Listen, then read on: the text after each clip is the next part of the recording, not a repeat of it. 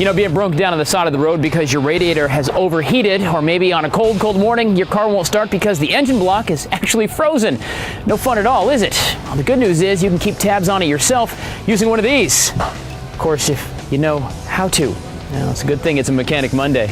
Coolant for your engine does just that. It keeps the engine at a cool operating temperature, keeps it from overheating. It also has another purpose as antifreeze. It keeps the water from freezing. So what you want to do is you want to get a handy little tester from your local parts shop.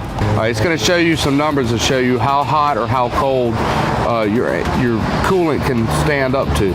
First you want to do is find your coolant system cap. Some of them are mounted right on the radiator. Lots of newer vehicles now have what they call a remote reservoir. You always want to make sure the vehicle's cool. You don't want to open this under it because it has a lot of pressure and the hot water out of it can scald you. So you always want to check, make sure it's cool. Once you do that, you can burp it. Burping the system means letting a little bit of pressure off, and you want to make sure that you relieve that pressure so the cap won't fly off and burn you. Once you find out that there's no pressure, you can go ahead and remove the cap.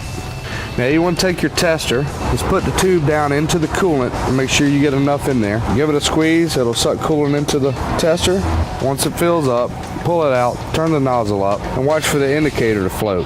It's showing the system's between -20 and -35 degrees Fahrenheit. Once you've made sure that your level's where it needs to be, put the coolant back into the reservoir. Then take your cap, replace it. Make sure it's firm and tight so you don't have any air pockets in the system. Then you're good to go. So you see, it only takes a couple of seconds to make sure you're not going to be stuck on the side of the road with radiator issues. Your engine's going to be happy, and trust me, your radiator is going to thank you for it. Guys, stick around. Good Day Columbia is coming right back.